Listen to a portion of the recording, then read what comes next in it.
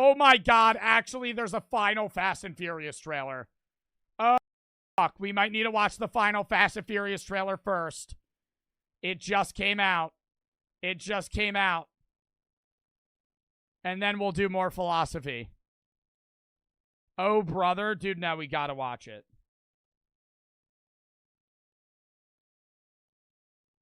Okay. Yeah, right. It's Gloria for the sub. Everybody type locked in here. This video proves time travel is real, allegedly. I don't know if this kind of falls into the category of philosophy, but I thought it was an interesting, like, hypothetical, so we're gonna watch it. Time travel is one of the most interesting concepts ever created. Who doesn't fantasize about going back in time and meeting their heroes, or stopping a horrific tragedy and becoming a hero themselves? Me, personally, I would go back in time and stop myself from marrying my ex-wife.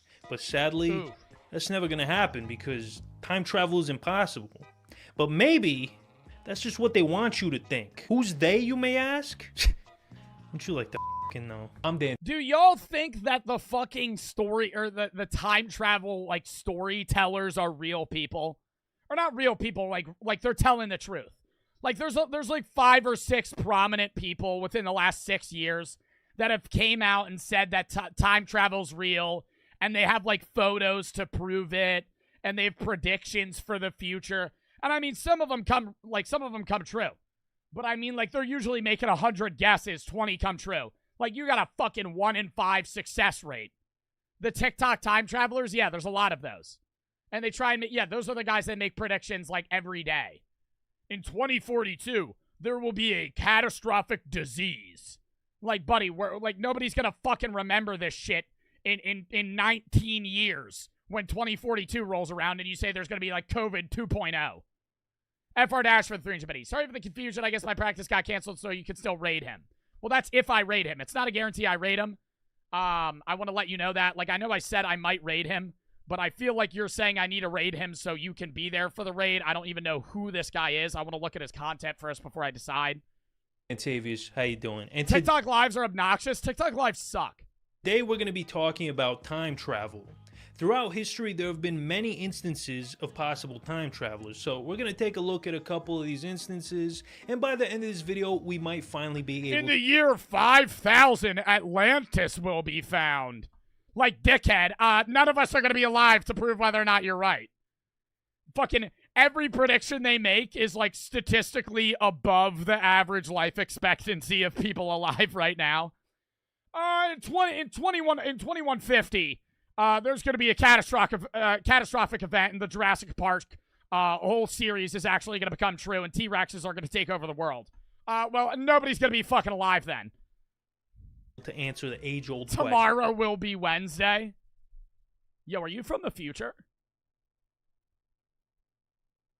Tomorrow will be Wednesday. How did you know that? Is time travel real? I mean, honestly, we probably won't answer that question, but watch the video anyways. Now, full disclosure, some of these stories are much more convincing than others, okay? Like, some of them are straight up dog shit, but I still think they're all very interesting and they're worth taking a look at. So, let's stop wasting time with the intro and jump. Yo, also, chat, tomorrow's Unbans and then Switch games. Do y'all want to run Mario Kart or Switch Sports? I haven't done Mario Kart with chat in a while. It's already Wednesday here? Well, it's not here. I've heard Ash for the 300, but sorry, that's my bad. You're good. Tetra for the sub. Bucket for the sub.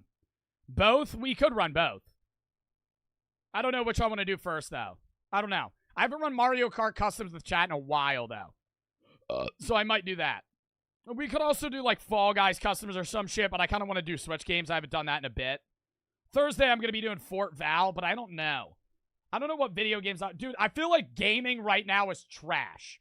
I feel like gaming right now in general, like, there's no good games out. Like, other than the staples that have already been out, like, it's hard to find new games. But tomorrow we're going to do Unbans and then Switch shit. Thursday I might do Fort Val. We might do an FMV game. Friday's Reacts. Saturday is the fucking drink tier list, and then Sunday's Reacts. Squidward for the sub. Resident Evil 7. We're playing that next week. I'm starting that next Wednesday. Side for the sub. Right into this biatch. Zelda on Switch came out. Yo, chat, do y'all want me to play the new Zelda? It's like a 140-hour game. Try Siege? Maybe Siege. Zelda, no. All right, we're going to start off with one of the... Legend of Zelda Tears of the Kingdom. No, I'm not playing that. I'm so sorry. I'm not playing that. That game is... My chat... Like, dude, each streamer has their own chat, and I know, like, my viewers intermingle by watching other people. Like, some of my viewers might watch Small Ant, some might not. Like, but my chat does not generally like long playthrough Switch games. Like, if I was just like, hey, chat, we're gonna start running fucking Pokemon. Like, no. Snacks for the 300 biddies. Meow, I'm a naughty kitty, okay? Most famous cases of a possible time traveler. Even if you're a novice to time travel, you've probably heard of the Charlie Chaplin cell phone lady. This was filmed all the way back in 1928, and it looks like she's talking on a cell phone. Now, some people believe this woman traveled back in time to kill Hitler, but she got Hitler confused with Charlie Chaplin. But I guess that's just what they get for sending a woman with dementia to do the mission. Hello, it's me, Muriel. I finally arrived at— Like, is that a phone? Dude, it's such a blurry-ass video. And why would anyone assume she's a time traveler just because she has something next to her ear? Yes, and I'm ready to kill that bastard. But what else would you put up to your ear other than a phone in 28? Hitler. Alright, I gotta admit, I made up this theory, but come on, it sounds plausible, right? Detractors of the time traveler theory say that the woman was most likely using a hearing aid, which I was surprised to learn A hearing aid for what? She's walking across the street. was invented back in the late 1800s. And back in the 20s, they looked something like this. And funnily enough, Oh, shit, it might be a hearing aid. That looks exactly like what you would fucking hold up to your ear. Oh, wow. And funnily enough, this wasn't the only case of somebody talking on a cell phone before cell phones were a thing. Take a look at this video from a 1938 film.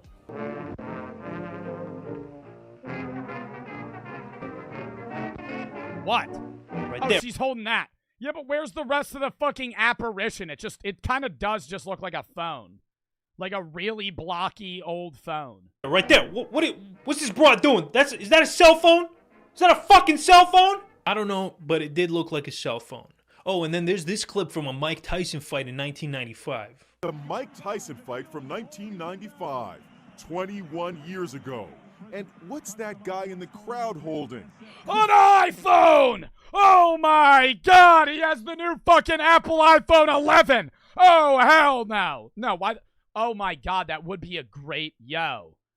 If you were a time traveler, going back in time to watch Mike Tyson fight would actually be a pretty good fucking thing to do.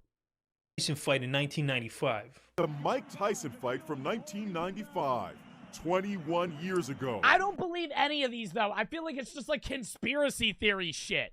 And what's that guy in the Nah, like, bro, I don't know what that... It looks kind of like a Polaroid camera. crowd holding? Could that be a smartphone? Tell me that doesn't look like a smartphone, bro. You cannot tell me that's not an iPhone 5. But if you were in 1995 and you held up an iPhone, wouldn't you assume that somebody would ask you what the fuck you're holding? Like, even if you're at a boxing match, if I'm in fucking the 1990s holding a goddamn iPhone, somebody's gonna be like, oh, what the hell is that?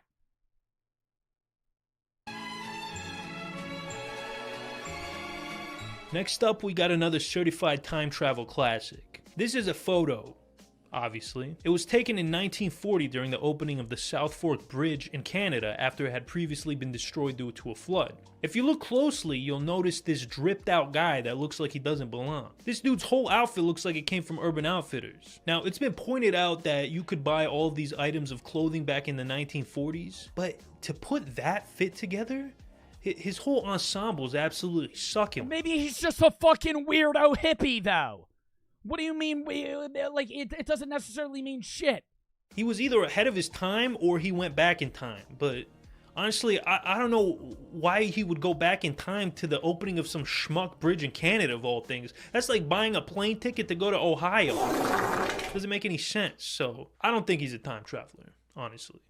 Do y'all think the Ohio jokes are funny? Like, I don't think I've ever laughed at any only in Ohio joke ever. Only in Ohio, like in Ohio, Any of those memes where they, like, cross the border into Ohio and it's some dumb shit.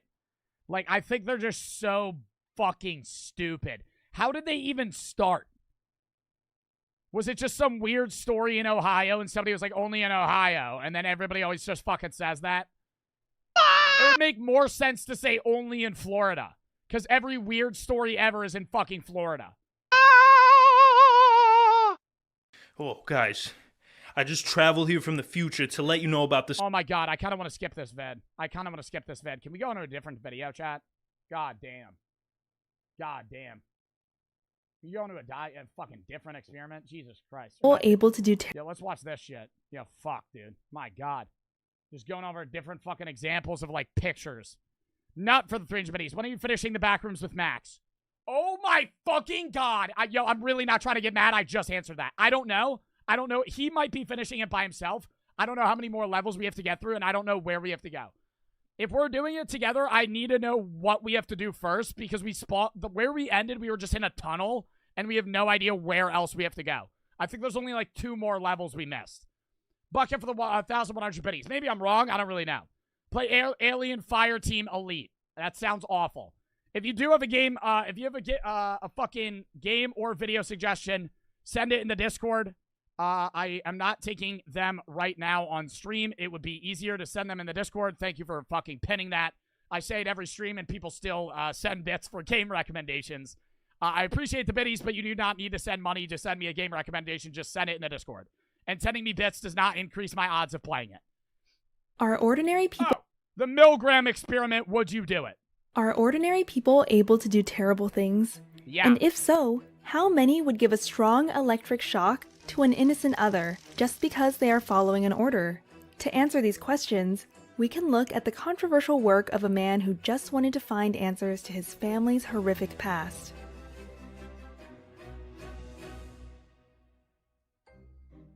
In 1961, Stanley Milgram, a young psychologist, wanted to find out how ordinary citizens were able to commit acts of unspeakable evil in Nazi Germany. His theory? Some people do horrific things because they obey even the most wicked leaders. To test his theory... Well, if you're obeying someone else, like, you usually obey the person above you to do bad things to the people below you because you're scared of the person above you. There were some people during World War II that followed, like, the Nazi regime that were just also anti-Semitic. But, like, many of them were either brainwashed or just fearful of what would happen if they didn't do the orders. Theory, Milgram designed a clever experiment that changed our understanding of human behavior forever.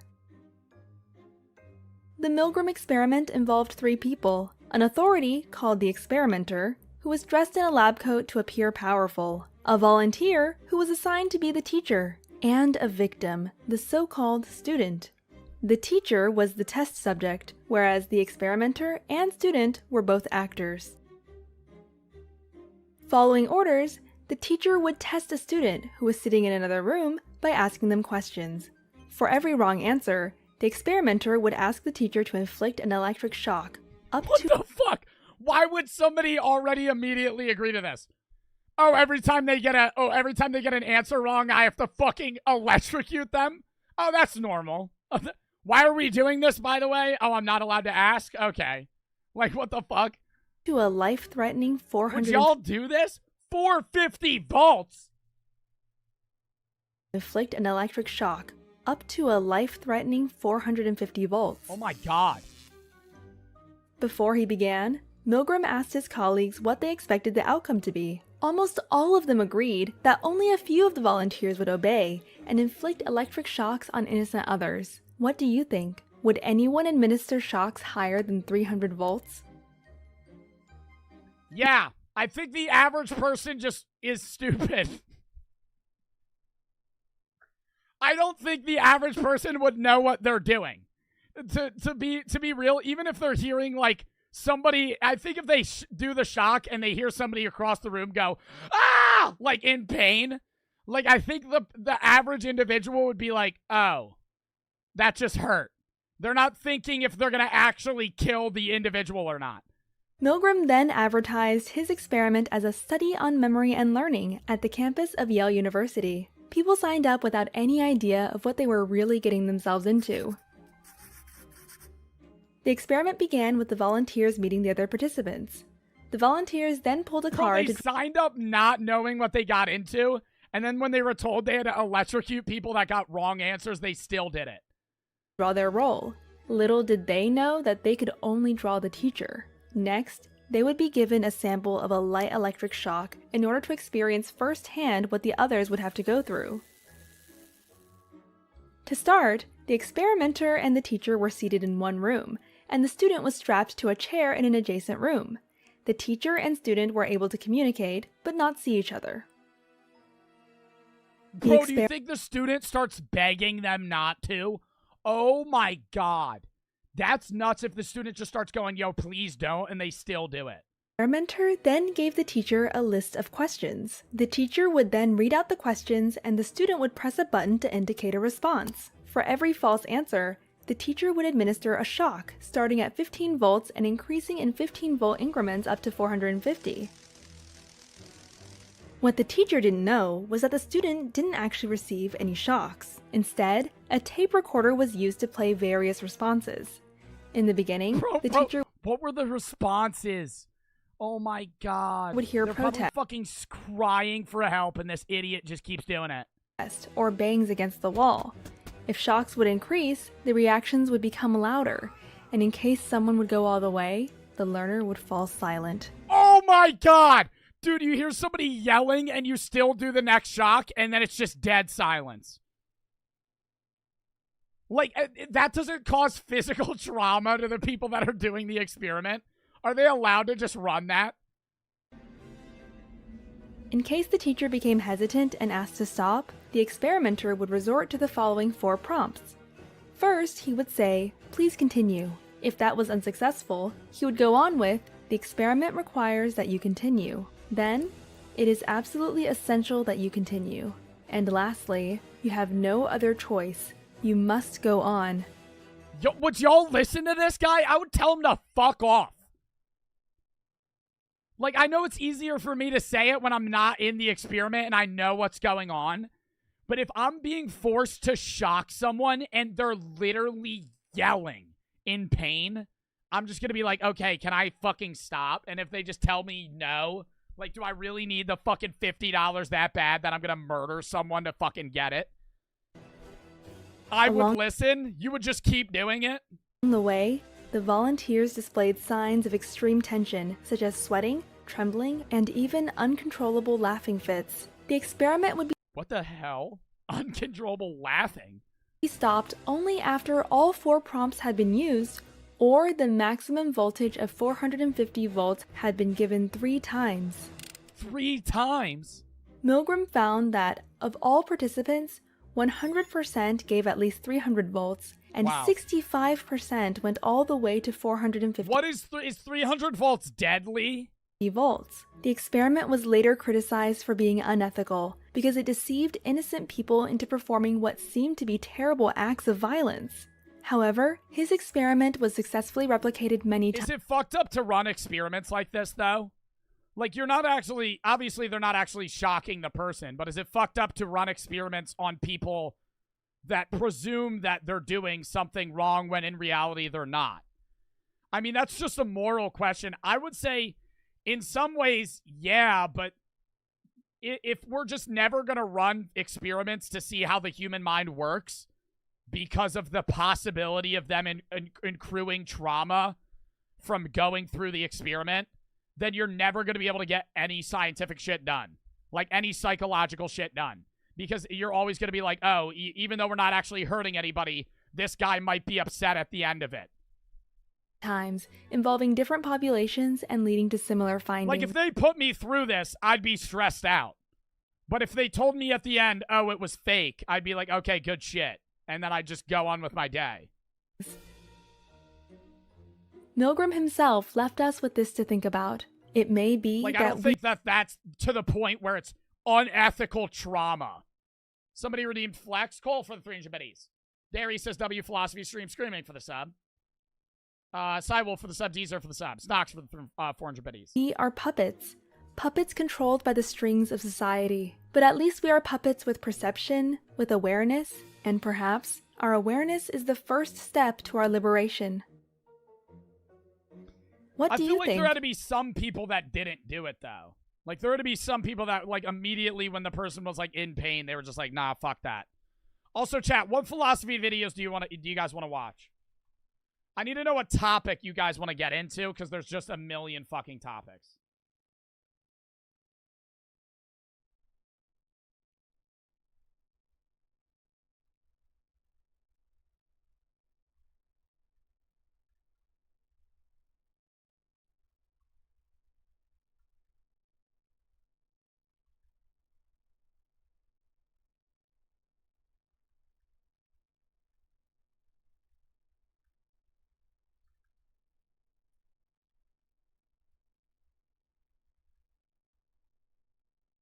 All right. Like psychology stuff, the Stanford Prison Experiment, morality, death. Y'all want to watch shit on death? I mean, I'll watch a video on death if y'all want to, but like, are y'all gonna be okay with that? Because sometimes I'll cue a video about death and motherfuckers will get like pissed or upset that I like decided to do that. What about death?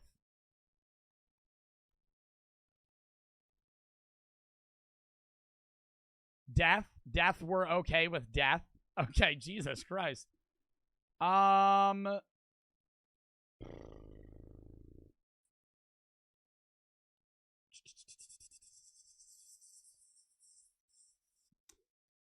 my God, what do we want to do about death? We could do, is reincarnation real? I don't really want to do that one.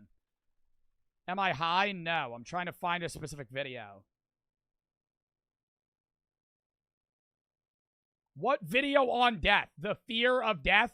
Why you should not fear death? Something like that? Physical existence. And at some point... We could do that. Like a video about not fearing death. Okay. Why you should not fear death. No matter how hard I try, I cannot recall what it was like being dead. I know that I was, but I have no idea what it was like. Y'all ever think about that? Jesus Christ. Every day, even more for the last few days. I don't know why. I mean, I always think about that shit all the time, but just what is it like to not exist? It's such a dumb question to ask, right? Because when you don't exist, you don't have perception. And therefore, it's just nothing. And people fear that. And I fear that. Like, I fear death. Like, if there's nothing. I mean, some people believe in afterlife and stuff like that. But right now, in my own personal opinion, I think you die and that's it. But what is nothing like? Nothing. It's like a stupid question, but I still want an answer outside of that. I was actually dead for a pretty long time too. Based on what I've been told, I was dead for between 13.7 and 13.8 billion years. Regardless of whether we want to admit it, we all fear death. The awareness of our impending mortality is one of, if not the most influencing force on our experience of life. The things we do, the thoughts we have, the feelings we experience.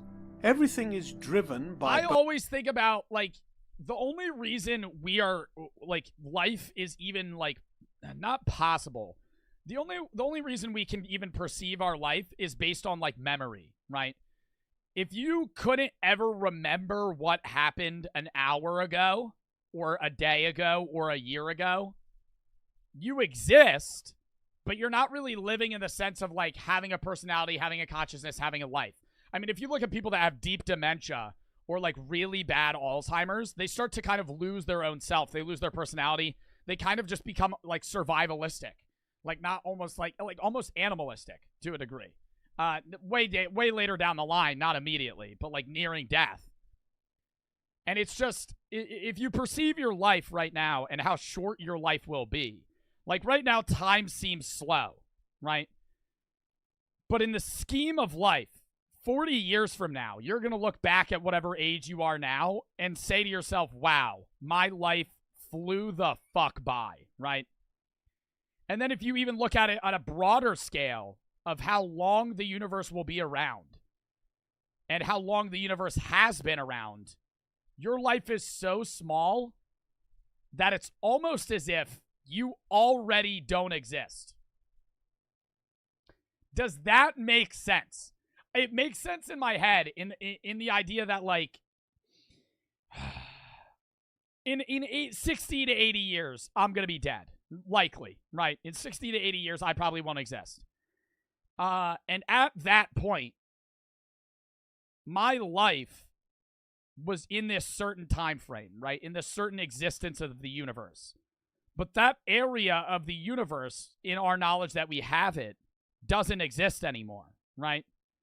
What the universe a day ago doesn't exist. The universe only exists in the present. Humans are weird and animals are weird in the idea that they can have a memory of what the universe used to be, what the present used to be. That is now the past. But the present is the only thing that exists. And when you're dead in the present, you kind of never really existed to begin with. In the universe won't remember you, right? So you kind of already don't exist. Because you exist in the present, but if you don't exist in the present 80 years from now, you never existed. Because the universe isn't going to remember you. The universe doesn't exist a day ago.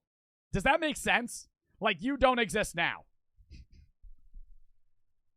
I already know I'm going to give people panic attacks and shit. I'm not trying to do that. But, like, to a degree, in the way that I explained it, in that the past doesn't exist and only the present exists, everything that I'm saying is the past. The only thing that is present is what you're actively thinking about. And once that ceases to exist, the universe no longer remembers you because the universe is only in the present, so you don't exist.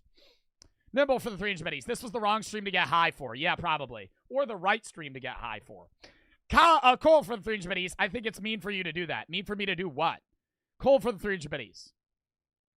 Both our unconscious nature to stay clear of death and our You ever look at yourself in the mirror and just get really freaked the fuck out? Like, really freaked the fuck out? Like, just do it. You know, yeah, if you don't have anxiety, let me preface this. If you don't have anxiety or some sort of psychological thing where you're gonna fucking freak yourself out, like, I purposely freak myself out sometimes just because I like experiencing that feeling to gain knowledge of what it would be like. Like, I watch my own YouTube videos. Like, I'm looking at myself right now and I'm talking and it's so weird looking at me, right? Because right now, y'all perceive my physical form. Y'all perceive me as Joe Bartolozzi, this white, blonde, fucking dude that's just sitting in a chair right now talking to you guys, right? I'm thinking just like you, right? I have my own consciousness just like you. I'm having my own life experiences just like you. And what's really weird is to think that of your parents and people that you know that you've lived around and you see their own physical form. But in reality, that's not how they actually are. That's just your perception of them. How they actually are is their own mind. And just imagine how other people see you. Like when you're hanging out with your girlfriend or your family or your friends, close your eyes, or even if you could do it with your eyes open. Imagine what they see and how they see you. Like, I date Brooke. Brooke's my girlfriend. To her, I'm her boyfriend. That's obvious. But when I hang out with her, I'll sometimes try and envision her looking at me and interacting with me. And it just feels like I'm a different person, right? Because in my own mind, I'm not seeing my own physical form. I'm just seeing everything around me. I'm just a brain interpreting perceptions, right? But to them, their perception is my physical form. Their perception isn't my perceptions. Bro, what? I make sense. I make sense. I make sense to myself. Some people don't get it. You know, that's how philosophy works. I just said like 30 things at once there, though. If you're new to a philosophy stream, you'll understand that I'll just go on tangents. Conscious awareness of the fact that at some point they don't know you how you know you. Exactly. You are the only person that knows you to the extent that you know yourself. And that's also a thing. It's also a realization you need to know when you go through struggles, right? People can try and help you all they want. But at the end of the day, sometimes you just got to help yourself, right? Because not everybody can imagine what you've gone through and imagine your mindset when you've gone through those things. But no one can be you. No one can experience who you were when you went through those things. So if you're fucking going through something rough or even something great and you're just trying to, like, deal with it, obviously other people are going to have a fucking different perspective than yourself. We will have to face it. Our bodies and minds are mere rentals gifted to us by the universe for a vacation of conscious physical existence, and at some point they must be returned. The place in which they return to, however, is the same place in which we received them from. Whatever. Nothingness. Exactly. But another key point that I want to bring up. Everybody has a different physical form, unless you're a fucking identical twin. Okay? So let's not bring up the goddamn one point where it's different, right? But everybody has a different physical form. Even identical twins to a degree, they have different freckles and shit.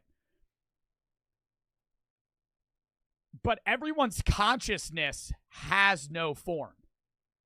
So what if we're all the same? Just living different lives. It's kind of what the idea of reincarnation. But at the end of the day, we're all the same. We're all the same consciousness, just going through different experiences and having different perceptions of those experiences. If you lived my life from the start, you would be the exact same person I am today. The only reason you're different from me is because you have a different form and you lived a different life. If you had my body and your brain still, you would probably be the same exact person that I am. Your consciousness changes through experience. Ew. God, don't say ew. Okay, this is serious. This is a serious stream here. Don't say ew when I spit on myself. The egg theory? The egg theory is, yeah, that's kind of what the egg theory is. We've watched that like 4 fucking times on my stream. And like, yeah, if you don't know what the egg theory is, it's basically the idea that there is no life but one life. Humans, and I mean, the egg theory applies to humans, but if I would kind of perceive it as applying to everything. You are every life that has ever existed and ever will exist. From bacteria to bugs to humans to dogs to cats to everything, right? You're just a different fraction of that consciousness inside that specific animal or bacteria or bug or whatever at that one point. It's just a different ego. Nimble for the 3-inch biddies. Oh, I already read that. TBB for the 3-inch biddies. Sometimes I look at myself in the mirror and just think about how other people see me, and it always makes me feel weird when I try to envision other people's lives. Yeah. You ever vividly imagine somebody else's life? You ever have a dream where you're living somebody else's life? That's weird. It's weird to me to realize that everybody has a different life and it's not just me. Yeah. Or maybe everybody's fake. Maybe you're all this is a joke. Maybe you're all NPCs. Maybe I'm the only real consciousness and everybody else is a fucking computer. And this is an entire experiment for my life. Okay, buddy. Yo, Pig Memento, you're an NPC, though. No, Pig Memento. Buddy said, okay, buddy. Yeah, that's the Truman Show. I know. I don't believe in that, though. But it is a cool thought. That experience of no experience was before I was born. The 13.73 billion years of time, energy, and matter that I can't recall or describe. And you could still exist, right? We categorize existence with memory, right? Because to have some sort of existence, you have to have a sense of self coupled with the fact of being able to remember things from the past. But truly, existence is just perception. To perceive, you need to be able to be alive, but there could be some sort of other existence without memory. The thing that Look at Joe Mann's message. He's not even in chat. Oh, Joe Mann. You put Joe Mann. We're programmed to say this. I wanted to say I appreciate that yesterday and a lot in the past years. I've been dealing with bad scoliosis and surgery. Thanks a lot. No problem. I manifested out of, and the thing that I would dissolve back into. I have already experienced it. You have already experienced it. Have you learned about Buddhist reincarnation? Yeah. And that nirvana is well, nirvana in life is just like inner peace, knowing having like good karma, everything in that sorts. But nirvana after death is just nothingness. In certain areas of Buddhism, what you want to achieve is non-existence. Like, in Buddhism, the best possible thing is to just be dead. And just not exist. Never come back as a different animal, as a different god, as a different thing. Just not exist. We have all already experienced it. The band? No. Bro. Nirvana did not come up with their band name. Which came first? Nirvana, the rock band, or fucking Buddhism? Even if you believe that your spirit, soul, energy... Y'all really acting like Nirvana came up with like the fucking name Nirvana. Or whatever else you might call band, it is okay. infinite, then its infiniteness must go both forward and back. If you believe in an afterlife, then in principle there must be a before life. Because if you end up somewhere after physical conscious form, then you must have come from somewhere before physical conscious form. And if you argue that you must be born physically to access an afterlife, you are declaring that you must be a physical entity to access a non-physical thing, which Yo, I fucking love this video! completely folds in on itself. Arguably, no matter how hard we might try to paint a picture of something different after this life, there appears to be no way around the idea that in terms of personal experience, whatever came before our life is what will essentially come after. This means... Dude, it's so weird to think about. And it's just like, you know, and this is a great point. This is a great fucking point to bring this up. Right now I'm averaging 1,900 viewers. When I react to fucking Darman and shit, I average twice what I average right now. Like fucking 3,500, something like that. No one wants to think about this shit.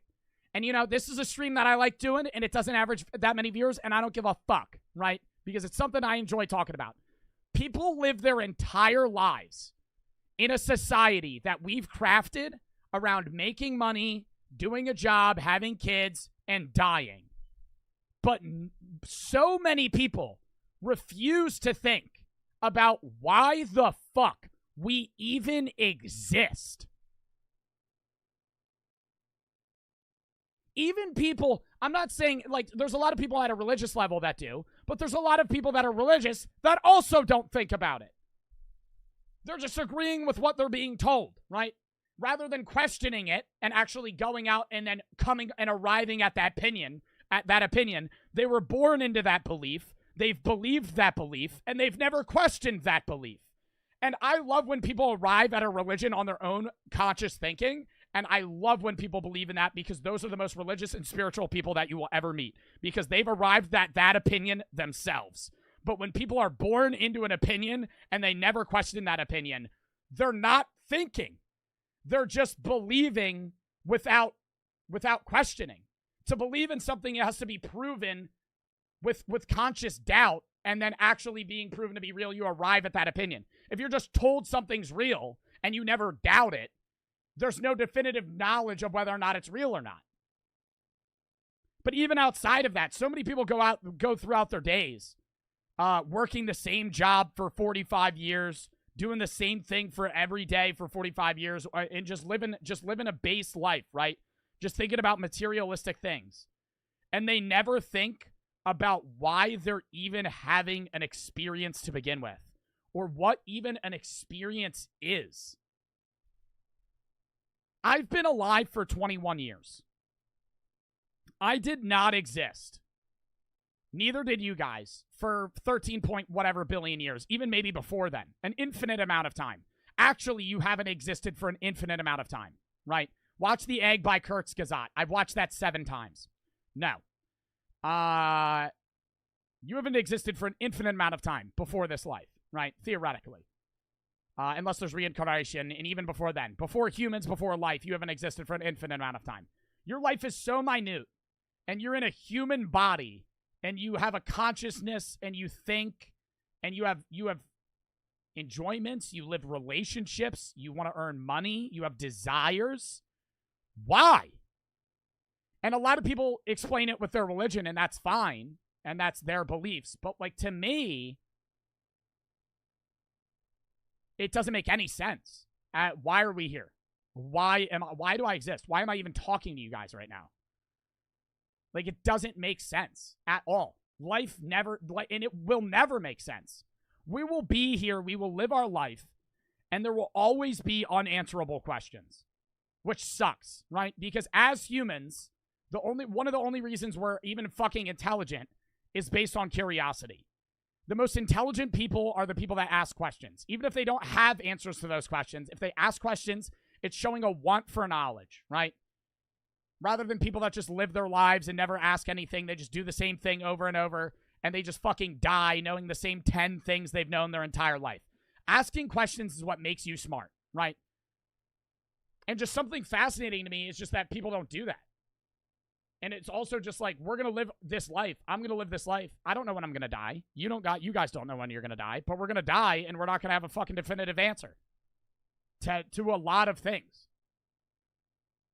And then I'll just, in my mind, not to everybody, because I know this is a subjective opinion, I'll just cease to exist. And it gets sad. But I don't like it, and it's weird. Because why do we have such this huge attachment to life, right? Because we're sitting here, and I've been alive for 21 years, and I fear death adamantly, right? Many people fear death. Most people fear death. And just not existence. But why? Because we were already in that pre-existence for so long. It's just that we've been nothing, and now that we're something, we're going to return back to nothing. And it sucks. But is the something that we even are real? And loads of toads for the fucking 10 gifteds, bro. Thank you for the subs. Arsenal for the 300 biddies. And Yuri for the 300 biddies. Means that you have been dead before. You know what it is like. To your conscious subject. Are you okay? Oh, I hate when people say that.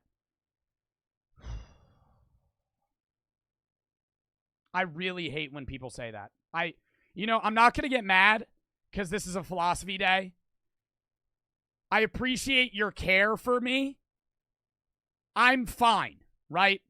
When I bring up something philosophical, especially on TikTok, because I made a philosophical TikTok the other day about how nothing matters, and it was actually an optimistic message, and half of the comments were, "Are you okay, Joe?" When you say, "Are you okay?" it shows me that you have no idea what the fuck I'm saying, because you're immediately just assuming I'm in a bad mindset, and that's why I'm having the thoughts that I'm having.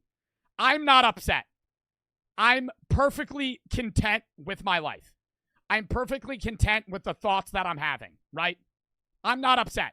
I'm just questioning why I exist, right?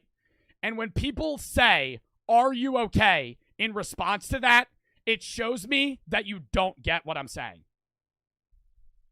Because you just think something's wrong with me. You think that I'm only saying what I'm saying because I'm in a wrong mindset. And that if I was in a good mindset, I should just be living. And I should just be living that fucking NPC life where I live the 9 to 5. I never question life. I believe what my parents told me to believe for the rest of my life. I never questioned any of it. I'm not trying to tell people to believe in conspiracy theories or shit, but question the world around you. It's just a surface level shit. It's like I bring up a fucking thought that I'm having, and if it disagrees with somebody, "Oh, are you okay?" That's weird that you're having that thought. You shouldn't be having that thought. No, I should be. It'd be bad if I'd be upsetting myself about it, but me having that thought is not inherently wrong. Self. And it's not wrong for you guys to have those thoughts either. Question your life.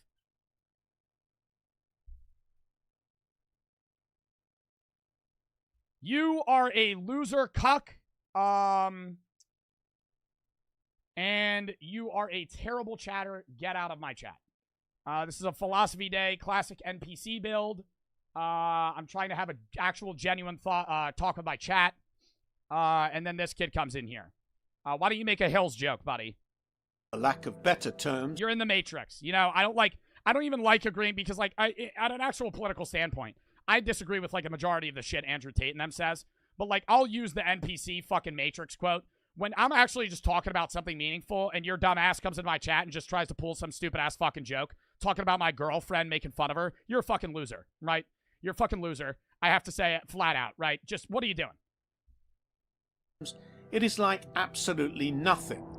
This nothing is not the sort of nothing that we typically... Like, you're just coming into my chat to try and upset me. Like, dude, like, why?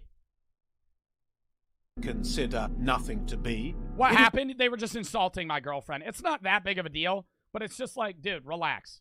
It's a nothing that we cannot describe, understand, or recall. A subsistence far beyond our consciousness and sense of self. Something that doesn't require either, and thus to our consciousness and sense of self, it is nothing. This nothing, however, is not scary. Before you were born, you were perfectly fine with this nothing, perhaps more fine than you can even fathom. Being dead is not scary. The conscious thought of dying without being at terms with it is scary. Naturally, coming to terms with our mortality is extremely difficult. We rarely ever discuss or address it. I think about a lot sitting on my deathbed, like however many years from now, in that last 10 seconds that you're alive, your life flashes before your eyes.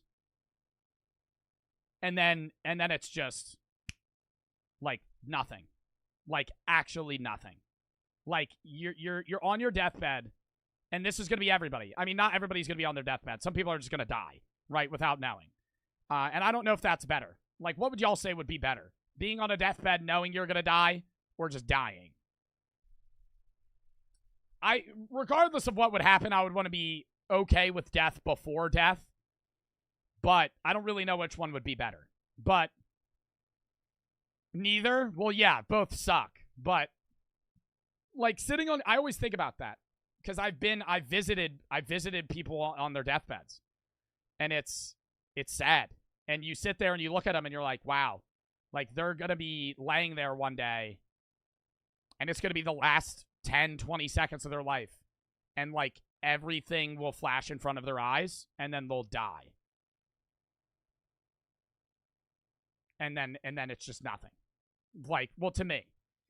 Gerald and DeReal for the sub, Yuri for the 300 biddies. It at a level of... I believe in God and an eternal life after life. I could understand an eternal life afterlife if you didn't have, like, a sort of consciousness, right? Like, if you lived eternally in the consciousness that you have now, that would be torture. Even if you had everything. Unless you were on some sort of, like, happiness overload forever. The best way I can put it is you long for the things that you don't have. When you obtain those things, you long for things that you don't have. If you want a car, or you want to be rich, that's all you want. You obtain that, and now you want more, right? Because when you have something, it's no longer as good as when you didn't have it. So if you, for a lot of people on how they understand heaven or an eternal life, outside of just like a oneness with God, like an actual just like eternal life where you're still the consciousness that you are, wouldn't that kind of suck? Like just living forever, you would be like, how are you not going to get bored? I mean, that's just off of a human experience. You could easily counter me and say that there would be an infinite number of things that you could do, or an infinite number of or just like an endless happiness with no bounding of time. And that's true. But I don't know. And just like in the reverse of like hell, it's just like I used to be a Catholic. I have a lot of friends that are Catholics. But when I think about that, just like hell in general, it just seems like confusing. Like God would make humans to worship him, to conversely send them to eternal hell, the majority of them to eternal hell, because they didn't do enough for him. Like, how would that be considered merciful? The creation of a consciousness to statistically damn them to eternal torture. That's not why. Well, I'm not saying that's why, but I'm saying in the basis of how I perceive it. Like, the majority of people statistically would be going to hell on Earth. 8 billion people. The majority would not go to heaven. And that's on the Christian standpoint. So your consciousness was created and you didn't do good enough, so now you're just going to be tortured. Like, nothingness would be the better ladder of that. And then how does one even be given a consciousness outside of just us being accumulation of other smaller cells and living things? At the end of the day, that's all you really are. I mean, outside of a consciousness, like your actual physical form is just billions of cells combined that make up you. Gerald for the sub, to Real for the sub. Who you got in a fight, grizzly bear or gorilla? Bro, can we keep the questions to actual, like, relevant info? No, but, like, I might be depicting it incorrectly. I'm not shitting on Christianity, by the way. Like, I respect Christianity. I respect a lot of people that are Christians. Jesus doesn't send to hell. He prevents from hell if you don't stand with him. See, but why does there have to be a ladder? Why does there have to be a punishment? Jesus doesn't send to hell. He prevents from hell. If you don't stand with him, he can help you with preventing hell. Why does there need to be hell?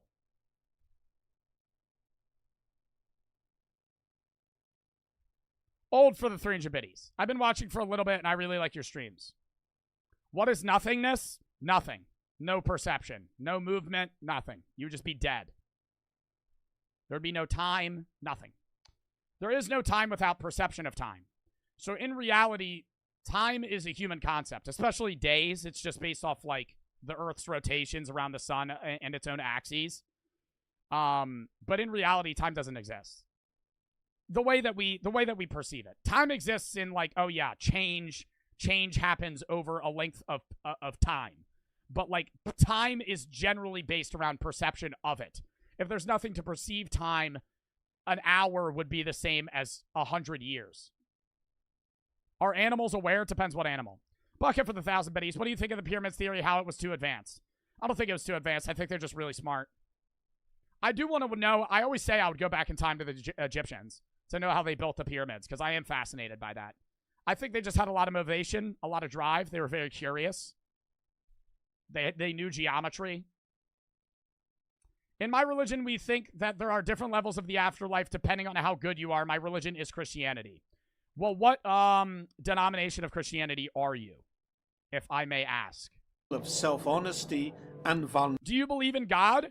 I believe in God in the sense of the universe. I believe that there could be something that has created everything. I do not believe that there was something that was created everything for humans. I think that's a very selfish outlook on life. And maybe you could say I've been reading too much Friedrich Nietzsche and I'm too pessimistic, but why would the world be made for humans?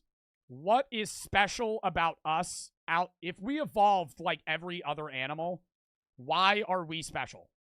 I think every animal is equivalently as special as every other animal. Toasty for the fucking raid. What's up, Toasty? We're doing a goddamn philosophy stream right now. Do a little preface here. You're allowed to share your opinion. Don't get upset by other people's opinions. And people won't get upset by your opinion as long as you are respectful. I'm a philosophy and religion major in college today. Right now we're talking about God. And if I believe in God. I'm upset. What are you upset about? But I don't know. Like, I believe that there's something that created the mass universe. Yeah. I think that there usually is a cause for an effect. But that's also just a human concept. But we evolved like other animals. Why would everything be made for us? I think it's a very selfish outlook. Especially with morality. Or even just good and bad. People usually associate, like, beautiful with God and ugly with not God. Or humans. And good with humans and bad with not humans.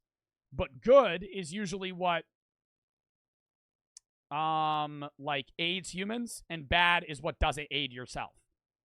In reality, God would be good and bad, beautiful and ugly, short and tall, old and young. God would be every attribute you could ever obtain to him. That's something that I read in my history of modern philosophy class. I don't know if that was Schopenhauer or something else. I don't think that was Schopenhauer. Who was that?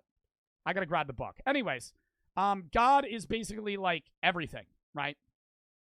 And every attribute you would ever have would be obtained to him. And because of that, that gets into the morality of there not being anything definitively good or bad. Good or bad definitively exists in the sense of the society morality, but definitively it wouldn't. Why wouldn't somebody just be good for the sake of being good? Why do they have to fear punishment to be good? Exactly. I don't like that punishment. That's one of the reasons I respect Christians. I'm not shitting on that. I'm just saying that's one of the reasons I was Catholic and I became agnostic, was just because of like the punishment-based ideals. Why can't I just be good to be good? Why does there need to be an alternative badness towards my bad action? Like a repercussion. Nimble for the 300 biddies. The viewer drop when you got into philosophy is mind-boggling. People need to think about this. Oh yeah, that's why I don't do these that often. Just because it still is my job to be a social media influencer and entertain people. But yeah, no, people leave a lot. People leave by the masses when I talk about philosophy. They don't like it. Hold up, I gotta read some of these chats. You have a lot of misconceptions about Christianity. Please correct some of them. Can you correct some of them? I don't believe Nietzsche is pessimistic. Nietzsche is like the most pessimistic person you've ever fucking met in your entire life. Nietzsche lived a very sad life. And most of his life, he was alone. So yeah, no, I would say he is pessimistic. I wouldn't say his pessimistic views are there because he's pessimistic. I would just say he has a very negative, a negative outlook on life to be positive. Conversely, it's a very weird way to look at things. Did I have any wrong misconceptions? If I did, please correct me. You get into heaven by believing in God's word and believing that Jesus Christ saved us from sin. Your good works on earth make your time in heaven better or worse. That's the Lutheran viewpoint, they said. I'm not disagreeing with that. I don't think I had any misconceptions. I mean, you could correct them if I did, but I wasn't making an assumption off of the religion. I was just saying my viewpoint on heaven and hell. Hell is because sin happened and fallen angels try to deceive you and make you fall short of God's glory, and all sinners that are not forgiven by God's love will go there. God wants us to choose him and make us to pick our own paths. It says in the Bible, you will go through hard times and trials. You have to believe in him. It's just like, I have a hard time believing it. I have a hard time believing in just those stories. I'm not trying to be disrespectful. I really am not disrespectful in any way. I'm just saying my own beliefs. I don't get it. It doesn't make sense to me. Somebody redeemed Flex. God forgave everybody. I just don't understand the purpose of everything. And I understand how I'm limited by human perception. But like, if the universe was made for humans, why are there trillions of other planets? I believe that God made everything, right? I could believe that. I could believe in a necessary being that made everything. But I can't believe in a God that made everything for humans. That's just such a selfish viewpoint. It's such a selfish viewpoint. In my own opinion, I don't understand that. I don't understand why that makes sense to people. Specifically me. Laker for the sub. Smexy for the 300 biddies. Nimble for the 300 bits. Heaven and hell seem more fantasy than real, so it's hard to believe. Well, that doesn't mean that it's not. Just because you say heaven and hell isn't physically perceivable doesn't mean it doesn't exist. Like, I'll disagree with you there. Like, I understand the feasible possibility that heaven and hell do exist. Like, I'm not denying any religion. Like, I'm saying they're all feasibly possible. It's faith. It's the belief in something based on spiritual apprehension or doctrines of a religion rather than proof. It's a non-physical thing. So, like, yes, obviously you can't see it, but that doesn't mean it doesn't exist. Like, I'll agree or I'll disagree with you there. I don't, like, that's what I'm saying. Like, whenever I talk about Christianity, people get offended with me, and they say that I'm, like, being a dick. Like, I understand a lot of the points they make. Like, I was a Christian for the majority of my life. Atheists go to heaven. Most people go to heaven, not just Christians and Catholics. You don't need to believe to be rewarded. I think many Christians would disagree with you. Saying you don't need to believe in God and don't need to believe in Jesus or accept Jesus to go to heaven, I would say most people would disagree with you. Atheists go to heaven. Most people go to heaven, not just Christians and Catholics. You don't need to believe to be rewarded. I don't know. I don't know if people would believe you. Yeah. Or I don't know if people would agree with you on the rule basis of whatever denomination of Christianity that may be. He gave us free will in the actions. We have to basically choose to go to hell with the actions we perform in our life. You really have to choose for yourself if you're going to go to heaven or hell based on the actions. But those actions are subjective. What was right and wrong today is not considerably right or wrong 1,000 years ago. People did things 1,000 years ago that were considered okay, but now they're considered immoral.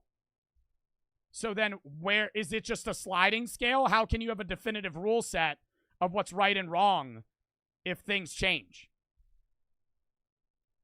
I think that right and wrong is derived on how it affects other people. Not like the golden rule, but kind of like the golden rule, right? Not treat others how you want to be treated, because technically you could want to be treated a certain way that others do not want to be treated as.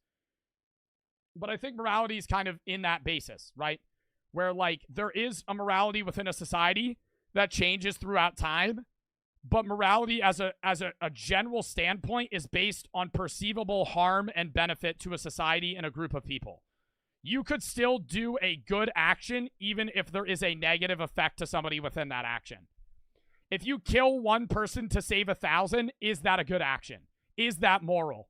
If you kill someone to save 1,000 people, is that bad?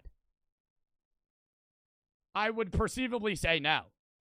The action of killing somebody would be bad, but the overall morality of your action is good in the sense that you killed somebody to save 1,000 people.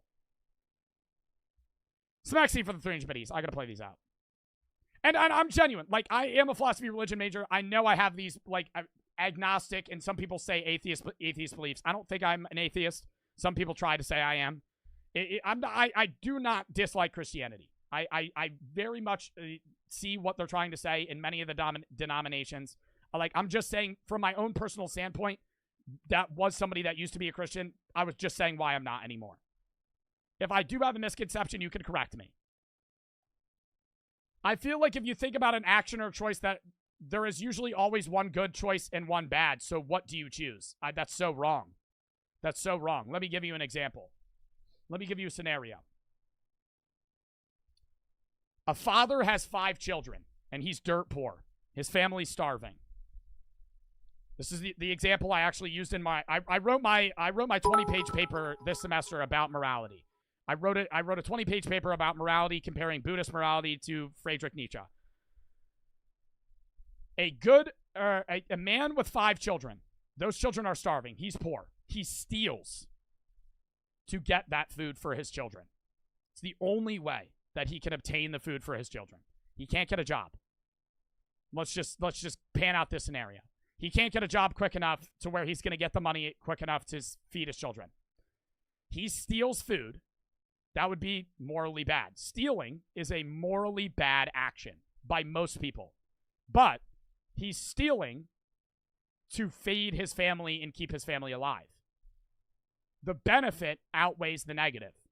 He's doing something bad to in turn do something good. God forgives. See, that's what I'm saying. I'm saying it's not always, morality is not always like clear cut, this is right, this is wrong.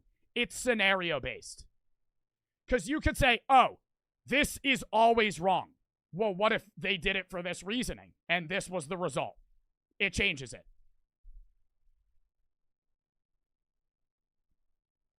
Spexy, I gotta play these bets out.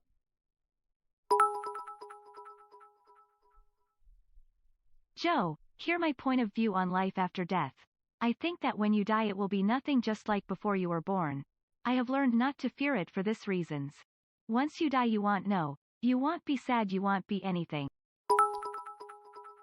Once you die, you won't be sad. You won't know. You won't be sad. You won't be anything. So why fear something that you would not even be able to experience? I know what you're saying.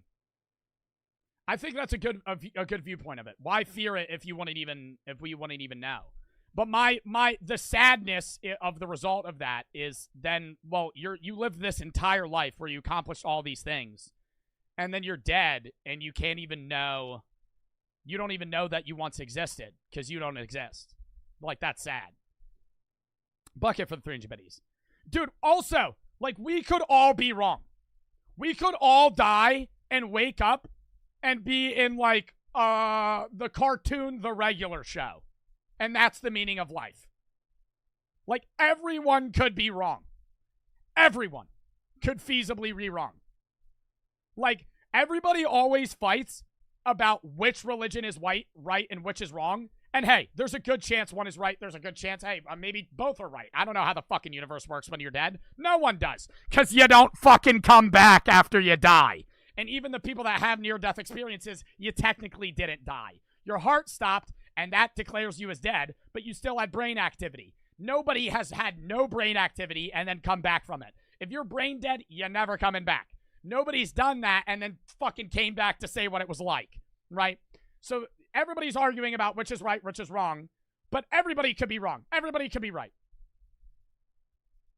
Bucket for the 300 biddies. You could theoretically have an afterlife of just what you will it to be. Whatever your belief of the afterlife is what it is. If you believe that there's nothing, there's nothing. If you believe that there's heaven, there's heaven. If you believe that there's hell, there's hell. I'm saying, like, faith as a whole is objective to the individual, and it's and obviously, like, the odds of a religion being right over, like, the afterlife being eternal world is, like, more likely, right? Religions are more likely to be right logically than, like, the afterlife being some, like, fucking weird movie or some shit, right? But I'm saying faith as a whole is based on doctrines of religion or spiritual apprehension. It's not based on, like, definitive proof. It's not factually proven. That's why it's called faith. Bucket for the 300 biddies. Do you believe that if you've done bad in life, e.g. murder or crime, you deserve a good afterlife? If there is one, how would there be an afterlife without a consciousness? Well, if there wasn't a consciousness, there just wouldn't be an afterlife. Potato for the 340. Well, not necessarily, because God could have a consciousness. You could just return to God, and it would be one consciousness altogether. Just like we're a lot of people believe that we're fraction. Like, this is kind of how you could say it. We're all fractions of a God. And when everyone dies, you're brought back into the whole, right? That kind of goes into the egg theory, some beliefs of reincarnation, stuff like that. Potato for the 340 bits. I was thinking about who will the last person be to leave my grave or the last person to forget me. Yeah. Night Owl for the 300 bits. The last time you'll be brought up or something. I agree with your point of God not making everything for humanity. Plus, we don't know about how old our universe is because the more technology we have advances, the further back we can see objects in the universe. Yeah. Or what if there was a universe before the universe? What if, because this universe that we live in will perceivably collapse one day? What if just another universe is born? What if you've lived this life 1,000 times, over and over and over and over? Your matter has been disassembled and reassembled 1,000 times, 10,000 times, an infinite amount of times. You ever have deja vu? It's probably because you fucking lived this life before. Because you live this life, then there's a fucking goddamn 4 billion year break, and then you live the life again. Because it's just a constant loop. The universe collapsing. Oh my god, it's just going in and out and in and out and in and out. Potato for the 340 bits. Already read that. How old really is creation and consciousness? I don't know. And I will say, I do say, sometimes I sit here and I feel like I've been around for more than 21 years. Like, consciousness-wise. Just like that gut feeling. But I don't know for sure. Like, you're never going to know. Check for the 300 bits. You missed my bets. I made a new account. My old account wasn't verified. What were your other bets? I don't know your other username. Limit for the 300 bits. What if before you die, the life flashes... What if before you die, the life that flashes is the life right now, and what if it's all just a loop and we never die? One of my uncles believes we never die. One of my uncles believes that every scenario where you would die, another universe just splits, and you live forever. I don't believe that. I don't believe that. But I know what you're trying to say. I'm that uncle. You believe that you can't die? I disagree. Sacks for the 300 bits. I feel like thinking that you can't die is a bad outlook on life. You should recognize your mortality. Physically, not spiritually. You could see your immortality spiritually, but physically, your body will die. You will be dead within 80 years, likely. As will I. Sacks for the 300 biddies. A kid at my school falsely accused me of stealing his phone. That's fucked up. Quadingle for the 500 biddies. If nothing is nothing, zero is also nothing, but zero is talked about if it's something. Effort Ash for the 300 biddies. Main question is, how did the universe form? Like, obviously, either religion or science. Well, it wouldn't form by science. It would be scientifically proven to be formed some way. Bucket Boy for the 10 fucking gifteds. What's the idea of that something comes from nothing? Thank you for the 10 gifteds, Bucket Boy 1624. Basically, we're never going to know. The idea of something coming from nothing is imperceivable to humans because we have only experienced something coming from something, right? Everyone on Earth has people that made them exist before them. But that's not necessarily how the world works. That's not necessarily how the universe is, right? Something could come from nothing. God could just have always existed. We only know the universe in the perception that we have it, right? The universe only makes sense in the way that we've been perceiving it in the life that we've lived. If we lived on a different planet where fucking gravity was backwards, like, you would have a different perception of life. That's the only way I could really put it. Nimble for the 300 buddies. You should watch the time-lapse of the future of the universe. Amazing video, bro. Yeah, I think I've watched that on stream before. And Bucket Boy, thank you for the 10 gifteds. Also, Chad, I got to post on TikTok, 1 or 2.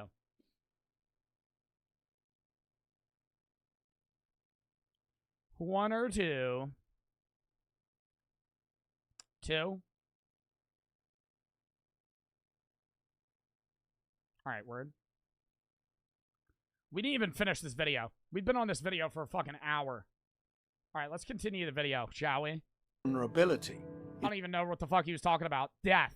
Okay. It's extremely difficult. We rarely ever discuss or address it at a level of self-honesty and vulnerability. Yeah, Chad, if you spam paragraphs, I'm not gonna be even able to read them.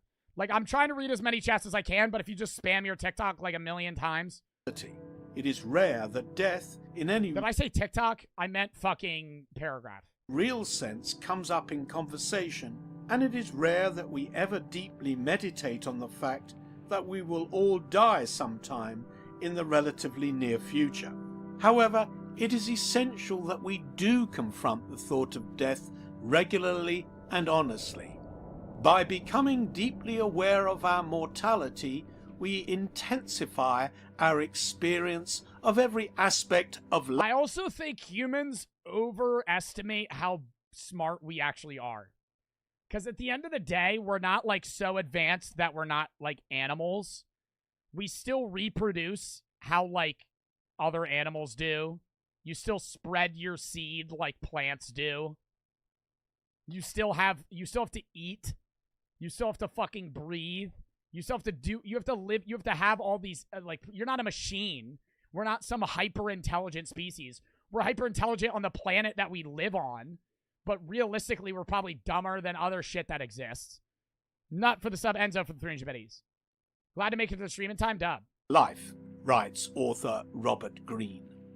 No matter what we do to veil or distract ourselves away from the awareness of death, the awareness will continue to buzz inside of us.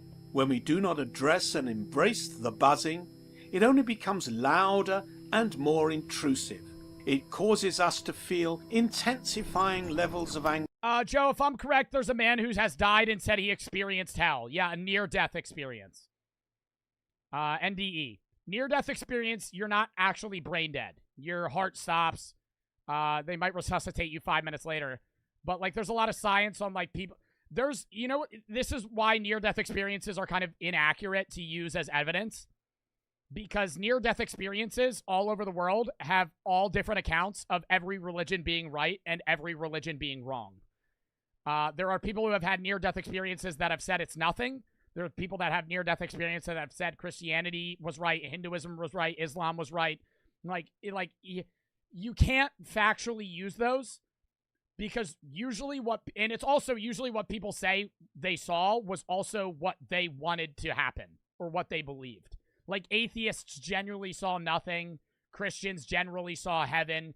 And so it's just like, you could say, oh, maybe that's evidence that whatever you think is what happens. But it's also science kind of saying, like, your brain releases these chemicals similar to DMT where you're kind of tripping while you're dying. And you're kind of experiencing these hyper-realistic things that aren't really happening, but you perceive as real. Because you're not dead yet, right? Nobody's actually died, like genuinely died and come back. Danny for 390 bits. When I almost drowned, I had a flashback from birth to then. Yeah, that's that's life flashing before your eyes. Anxiety. That's not uncommon. That is something that actually happens, but that's not necessarily spiritual or not. Aversion and disorientation. Instead, Jesus has died and come back. Oh my God. I'm saying, chat. I'm saying a person in the fucking 21st century. Okay. Jesus. Yes. Well, that's also, okay. That's also, I'm not, yeah. Okay. Oh my God, chat. Like, you know what I'm fucking trying to say. Somebody other than Jesus. we must learn how to live with this buzzing and transmute it into the sound of life itself. We must accept death as an essential part of life. Doing things the second time around is almost always less intimidating. If Jesus can, I can too. Well, no, Jesus would be also God. Jesus would also be God. You're just a human. Than the first. So if we consider the idea that we have already experienced what it means to be dead and come to terms with the fact that we will experience it again and be totally and utterly okay, then death becomes easier to face, easier to reduce our fear and apprehension towards. To reduce our fear of death is to crack open the door to life itself. We become more Yo, but like life doesn't even make bro, I always think about that shit. Like science and how life started on Earth and how like bacteria were the first things on RNA chains. Like that makes no goddamn sense. How like just like incoherent fucking organic, like not dead matter, non-existent matter just became like moving things that needed to eat and obtain energy. Inspired to do things that are interesting, exciting, and fulfilling, rather than being stuck in a Why is he always yelling? I'm not even yelling.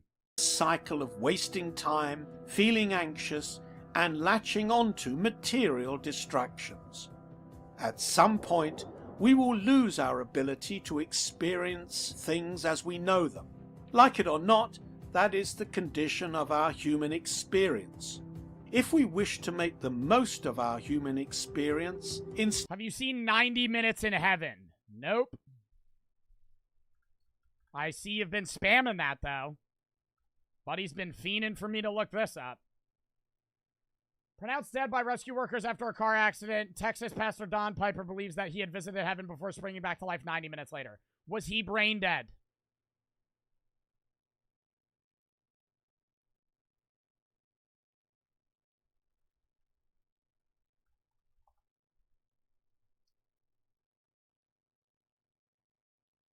He was not brain dead. That's the one point I keep making. When you're brain dead, your brain is dead. You're not coming back. When you're brain dead, bro, the government pronounces you as dead, right? When your body, if your brain's alive and your body's not working, you're still alive, right?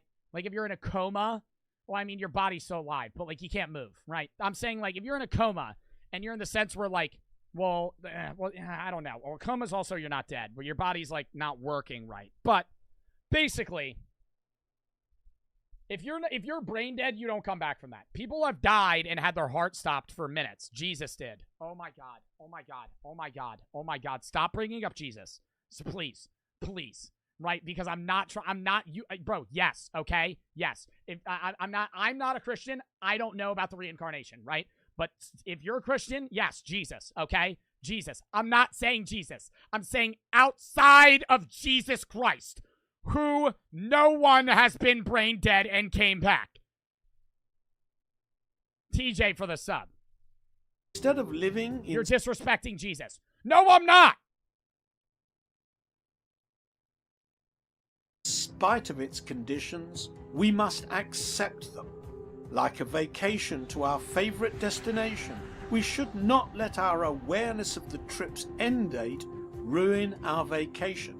For if a vacation went on forever, it would no longer be a vacation at all. Against all odds, Kratos, the video game character or the god? we were given the opportunity to go on this vacation, to experience nature perceiving itself. Ironically, our fear of losing our ability to experience this is what can ruin our ability to ever actually enjoy it, and we mustn't let this happen and squander such a gift.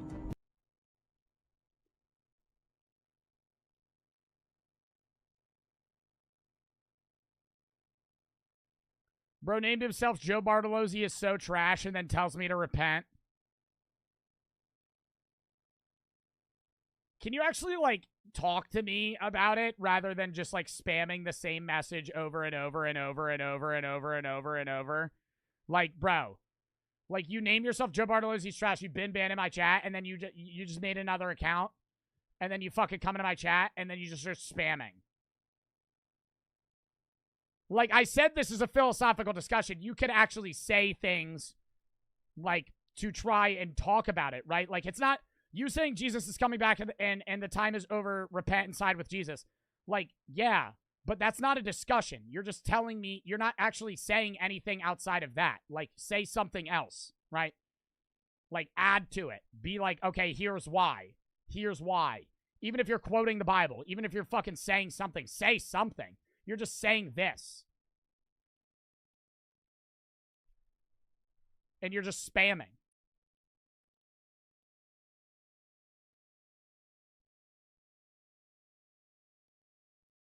More than death itself, we should fear never... Don't ban him? I didn't ban him. He's just not... He didn't type anything else. He literally did... He stopped typing when I fucking showed his message. Overcoming the idea of death while we are alive. We should fear not appreciating life and death for what they are while we can.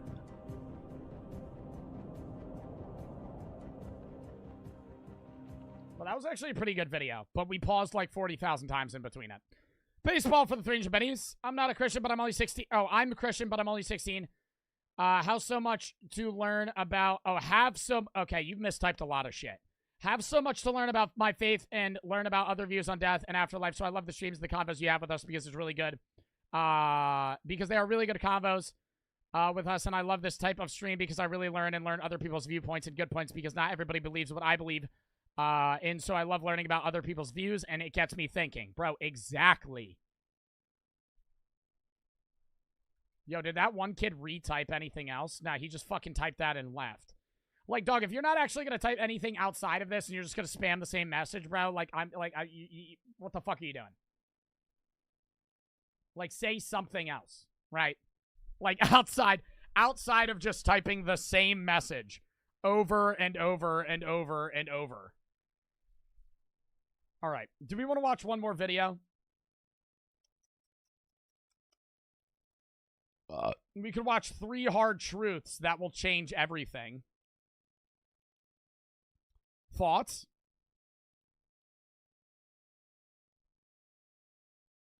Let's watch Difficult that. truths that no one wants to hear, but we all need to hear. I don't know if this is going to be philosophical. We'll see, though.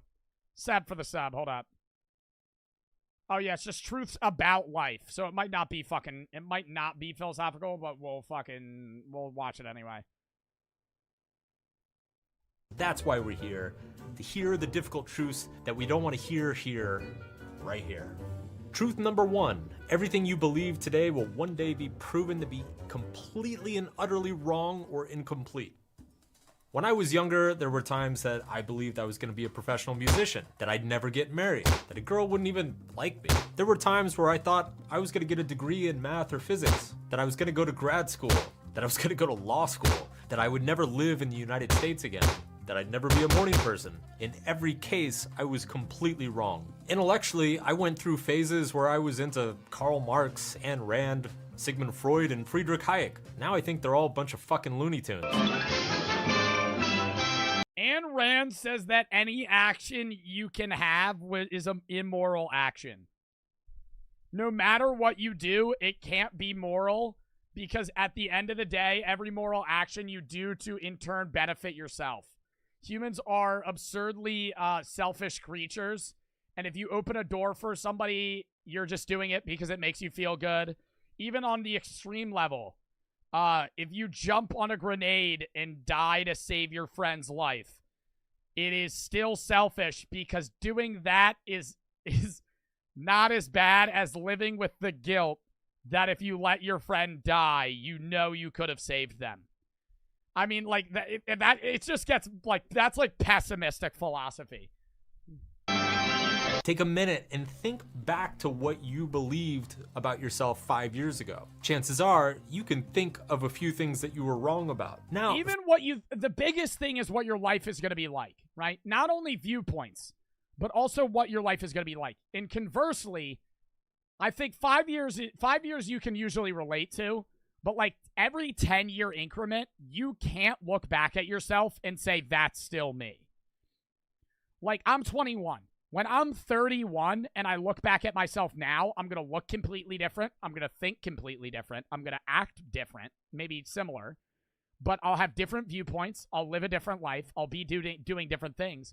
It's just like you're the same consciousness living like 6 different lives in one life. Even outside of that, like if you're young and you're in high school and you're worried about what you're going to do with your life, whatever the fuck you think you're going to do right now, there's probably like a 60% chance, I'm just eyeballing numbers, there's like a 60% chance you're not going to be doing that in fucking 5 years. Like, I thought I was going to be an exercise scientist and a physical therapist or an athletic trainer. Now I do social media and I'm a philosophy major. Everything I thought I was going to do 5 years ago, I'm not doing now. Think about what you believed was true in the world 10 years ago. Chances are the average college student changes their major, I think, once or twice. Like, most people don't even do what they assume they're going to into college to be doing. Hold up.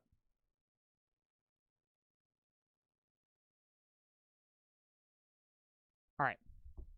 Cringing a little bit. It's funny because we've all had this experience of remembering the way we were or the things that we believed in the past. And we get embarrassed. We feel ashamed of how stupid we were. Yet none of us stop to consider that the things that we are so certain are true right now, we're going to feel the... Is his voice delayed, or is that just how he talks? Is my voice delayed? No, it's not. Okay. Well, then I think the video, I don't know if I'm crazy. Yeah, I feel like his audio is like half a second off. Not even half a second. Like a 0.2 seconds off. Like, I'm staring at his lips and it just doesn't look like he's talking right. The exact same way 10 years from now. And in 10 years, we're going to look back with the same embarrassment and disgust at the stuff that we think is true today as the way we look back today at teenage Mark trying to wear hammer pants. So the next time you feel so sure of yourself, maybe step back for a moment and think, is this one of those things that I'm gonna be embarrassed about in 10 years? I shouldn't have brought it up. Now everybody's just staring at his mouth. I shouldn't have said anything. That's my bad, chat. Answer could be yes, then I don't know. Maybe I should have just moved on. Up. Truth number 2, most people are not evil, they're just stupid. This definitely includes ourselves. A lot has been made about social media and how it affects our politics and our mental health. But I believe the most under-discussed effect of social media is how it promotes moralizing. And by moralizing, I mean encouraging people to make good and evil judgments about each other. A disagreement is when you think somebody's idea is bad, but moralizing is when you think that person is bad for having the idea. Rather than changing their mind, you immediately associate them with being shitty, rather than saying, oh, maybe they're just misled.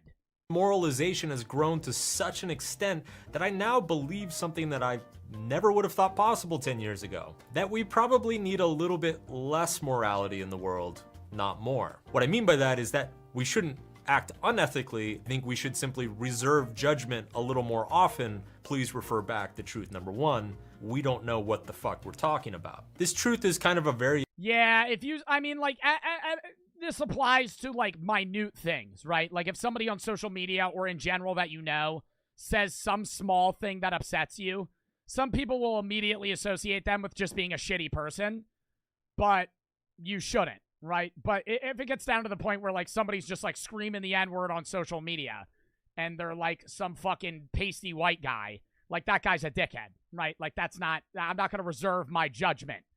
On something that's widely known as Hanlon's razor, which says, never attribute to malice what can be adequately explained by stupidity. But I'd like to add something to Hanlon's razor that I'll call Manson's addendum.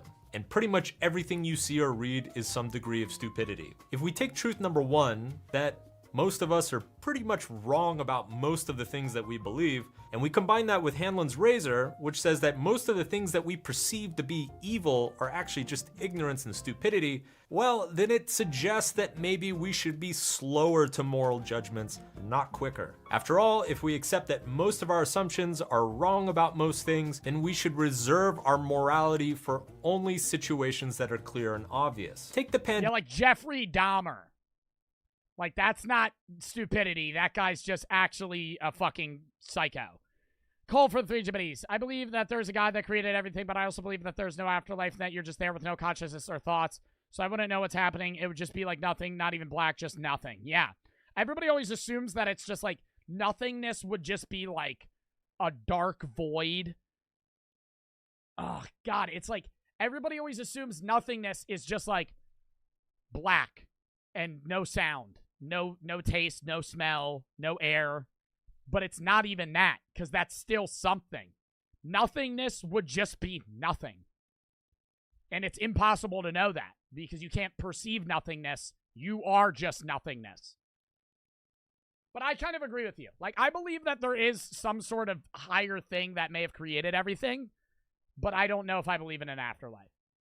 Pandemic, for example. It doesn't matter where your politics are, it doesn't matter which country you're in, it doesn't matter what your personal beliefs are, your risk tolerances. You were horribly wrong about something at some point. We all were. The experts were, the amateurs were, the conspiracy theorists were, the scientists were. Everybody got something horribly, horribly wrong at some point. Now, you would think that this would encourage a certain degree of humility in the population, but we know how that turned out.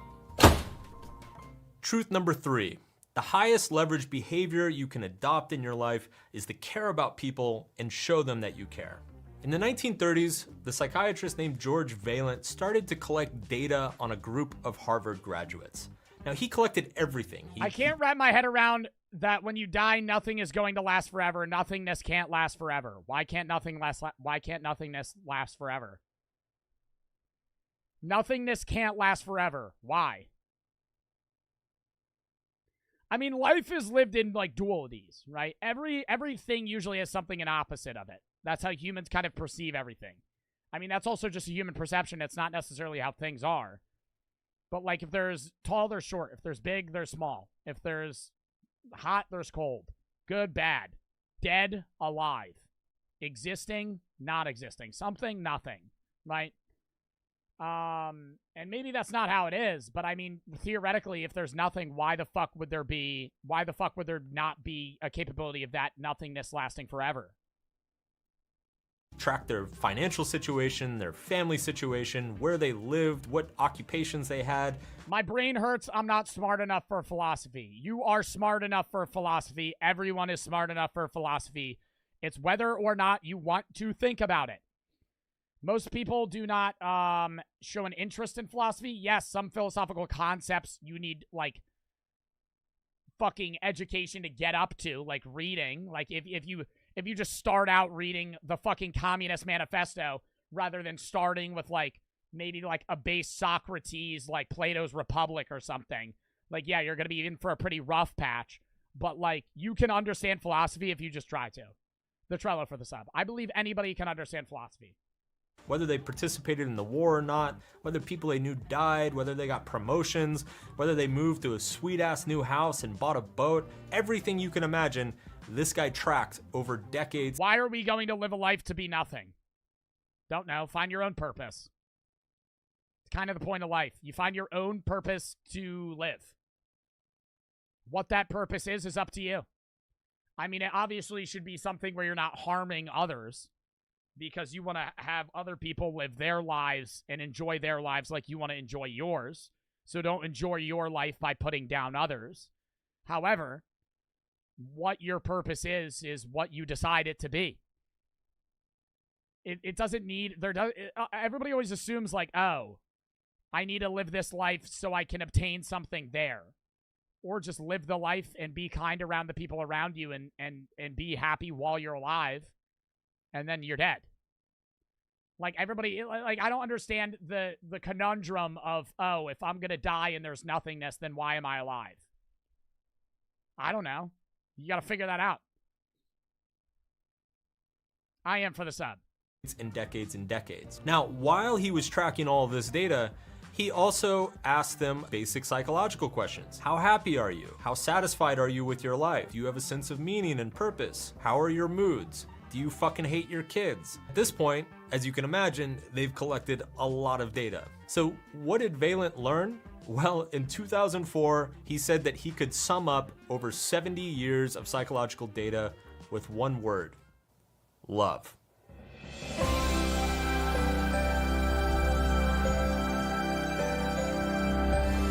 It is weird that, like, we're all going through the same thing. And it's also just why, like, dude, it sucks when people just hate each other for fucking physical form and shit. Like, I always wrap it back to, like, why people are stupid for being racist and homophobic and shit.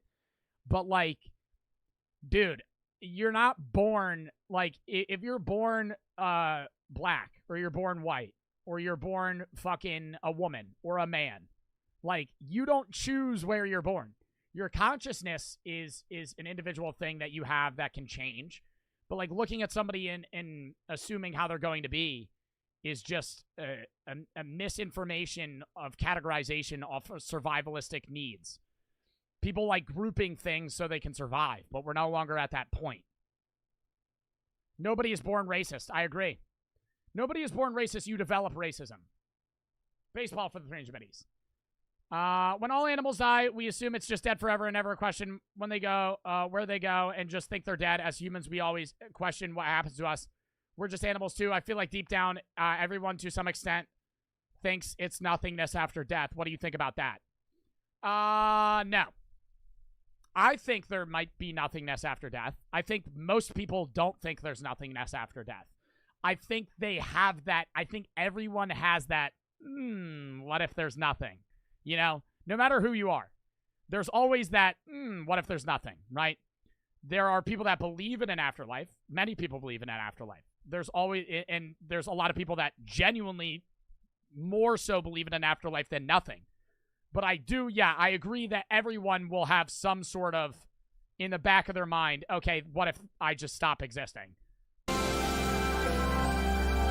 Unless you're so foundationally set that you genuinely have no belief that there would be nothing.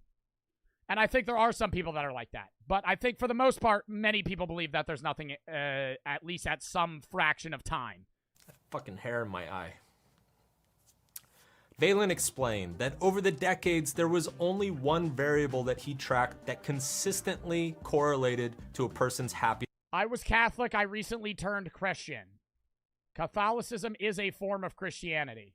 And well-being. It wasn't money, it wasn't prestige, it wasn't winning awards, it wasn't where they lived, it wasn't how fucking sunny it was last spring. It was the quality of their relationships. And how do you cultivate better relationships? Well, that's a big topic for another video, but basically, you learn how to care about others, and then you learn how to show them that you care. It's not— All right, word. I don't need him to go into the other truth of how to fucking show that you care somebody. All right. We're gonna call it there, though, chat. I gotta fucking eat. W stream, bit of a shorter stream today, but we were just doing philosophy / that fucking fun little game. What the fuck is wrong with you? I hope you all had fun watching the stream. I had a fun time streaming. I know we didn't have as many people in chat today, but it was kind of more a philosophy day, and not that many people pop out to those because people don't really give a fuck about that. But I'm glad that some people do, and I'm glad that y'all have popped out to the philosophy stream because I love when people share the same interests as me. But yeah. I appreciate everybody that came out into the stream. We did have a great chat, great audience today, even though it wasn't as many people. I will be uploading on YouTube the second I end, not the second I end stream, probably like 20 minutes after I end. I might be uploading on TikTok one more time.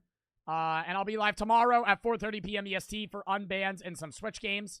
Thursday, I'll probably be live for some Fortnite and Val. Friday reacts. Saturday, the drink tier list, and Sunday reacts. And then Monday will be the last poker stream with Jojo the Mofo. And then next Tuesday, I'm doing an FMV game. Next Wednesday, I'm starting Resident Evil 7. But yeah, hope you all had fun watching the stream. Join the Discord, ! Discord. Send videos for me to play, or videos for me to watch, and games for me to play, ! Discord. Send videos for me to react to for React Days and games for me to play on Gaming Days. I have 2 separate tabs for them. And yeah, I'll catch y'all tomorrow.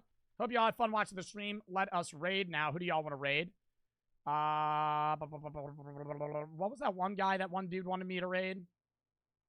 FR Dash. Who the fuck did he want me to raid? He ain't even here anymore.